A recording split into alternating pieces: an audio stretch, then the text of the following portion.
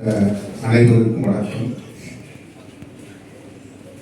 அன்னை ராணிபாய் அவர்கள் நம்மை விட்டு பிரிந்த துக்கத்தில் துயரத்தில் நாம் இருக்கிறோம்.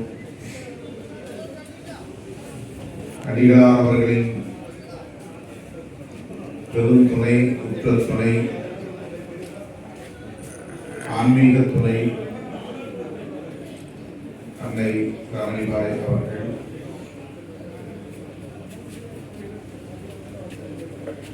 நேற்று நான் குஜராத் மாநிலம் அகமதாபாத்தில் ஒரு நிகழ்ச்சியை முடித்துக் கொண்டு புதுதில்லியில் போய் இறங்கியதும் இந்த தகவல் கிடைத்து அதிர்ச்சி அடைந்தேன். ஐயாவை தொடர்பு கொண்டு விவரம் கேட்டறிந்தேன். 6 மணிக்கு டெல்லிக்கு சென்ற நான் உடனடியாக 8 மணி விமானத்தை பிடித்து சென்னை வந்து சேர்ந்து இன்று காலை விமானம் பிடித்து தூத்துக்குடி வழியாக சாமி தோப்புக்கு வந்து சேர்ந்தேன். எப்படியும் இந்த இறுதி நிகழ்வில் பங்கேற்க வேண்டும், அன்னைக்கு உரிய அஞ்சலியை செலுத்த வேண்டும் என்ற அந்த துடிப்போடு இங்கு வந்து இந்த கடமையை ஆற்றி ஐயா அவர்களுக்கு ஆறுதல் சொல்லுகிற ஒரு சூழலில் நாம் அனைவரும் இருக்கிறோம்.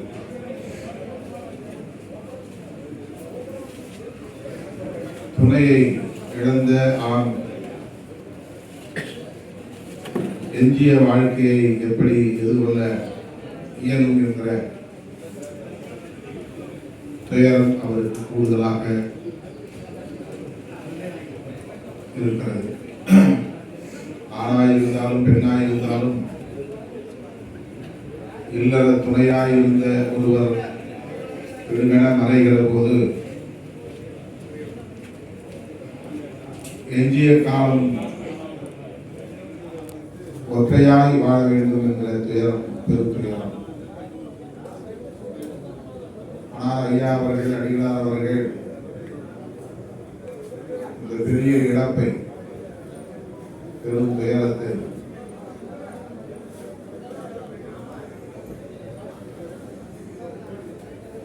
மிக சாதாரணமாக கையாளக்கூடிய அளவுக்கான முதிர்ச்சியை, பக்குவத்தை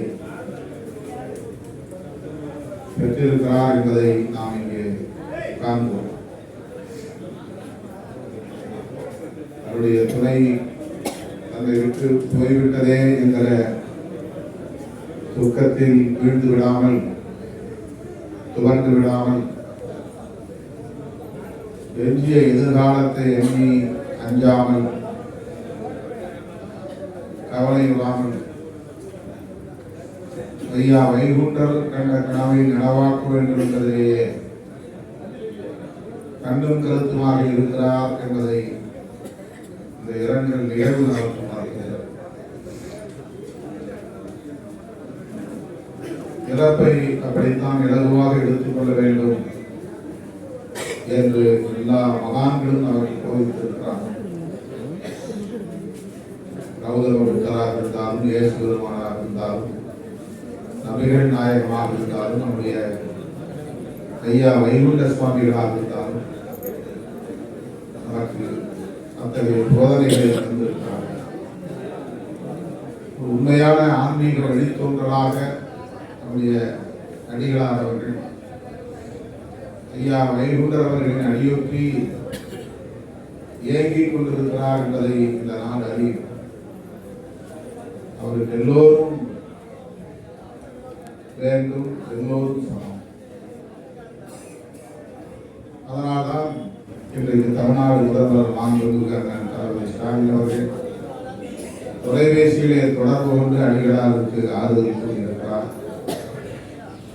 அவருக்கு பதிலாக சட்டப்பேரவைத் தலைவர் அப்பாவு அவர்களையும், மாண்புமிகு அமைச்சர் தங்கம் தென்னரசு அவர்களையும், இன்னும் பிற தலைவர்களையும் இங்கே அனுப்பி வைத்து ஆறுதல் கூறியிருக்கிறார்.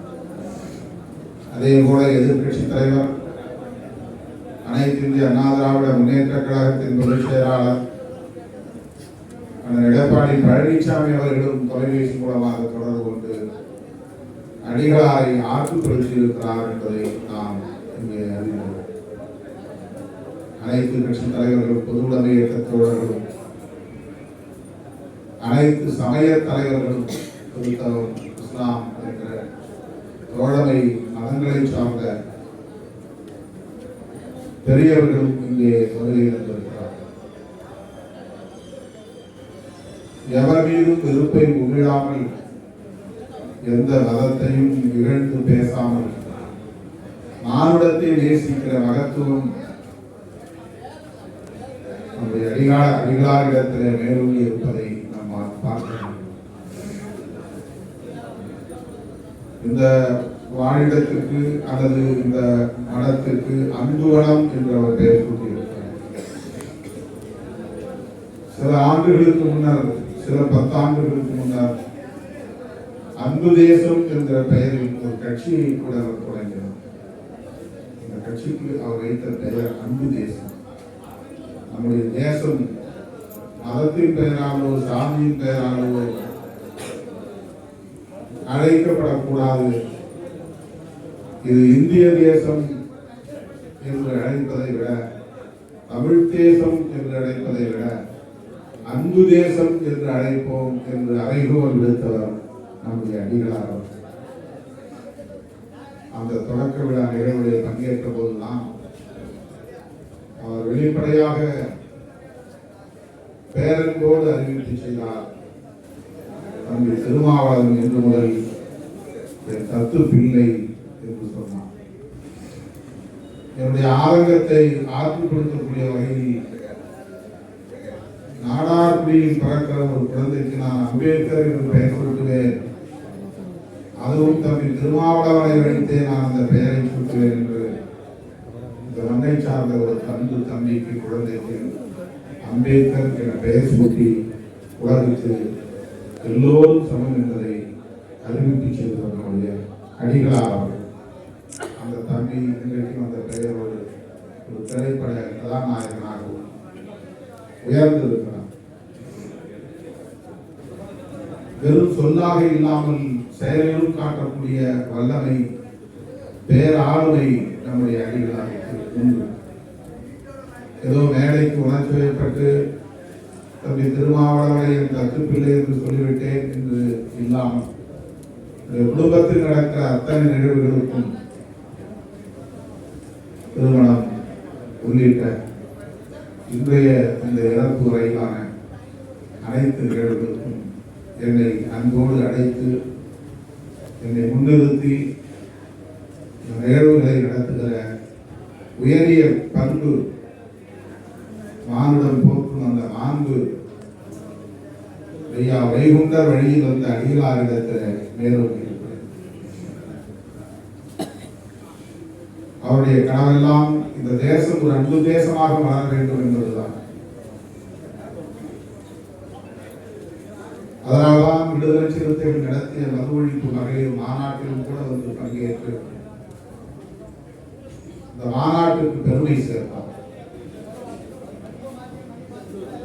காவி உடை என்பது அன்பின் அடையாளம் என்று அடிக்கடி நம்மிடத்தில் இருக்கின்றோம்.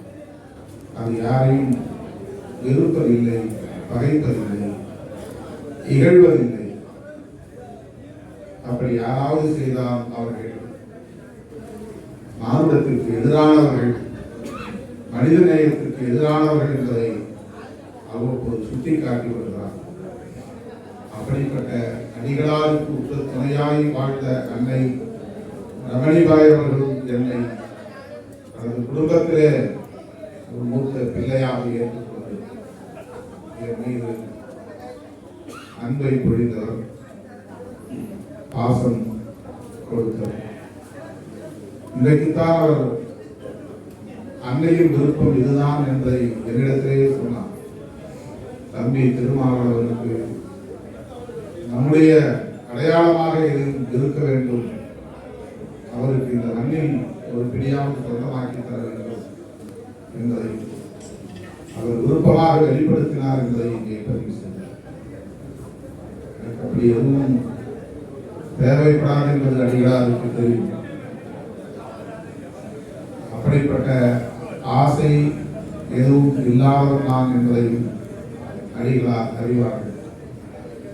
ஆனாலும் எந்த அளவுக்கு அவருடைய இல்லத்திலும் உள்ளத்திலும் எனக்கு இடம் இருக்கிறது என்பதை அந்த சொற்கள் உறுதிப்படுத்துகின்றன, அந்த உணர்வுகள் உறுதிப்படுத்துகின்றன.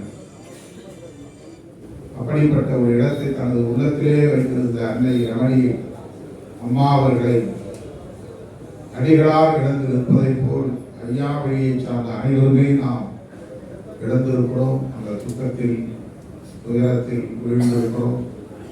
ஐயாவுக்கு நாம் ஆறுதலாக இருப்போம். அடிகளாருக்கு அவருடைய பணிகள் இன்னும் வீரியம் பெறுவதற்கு வலுப்பெறுவதற்கு நாம் புத்த துணையாக இருப்போம். அவருடைய வாழ்க்கை துணை இல்லாவிட்டாலும் கூட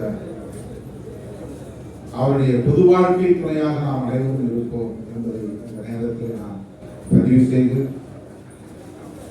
இவ்வளவு பெரிய அங்கீகாரத்தை எனக்கு இந்த சமூக தளத்தில் வழங்கி என்னை பெருமைப்படுத்தி இருக்கிற அடிகளார் அவர்களுக்கு நன்றி சொல்லி, மறைந்த அன்னைக்கு எமது வீர வணக்கத்தை செலுத்தி முடிக்கிறேன். நன்றி, வணக்கம்.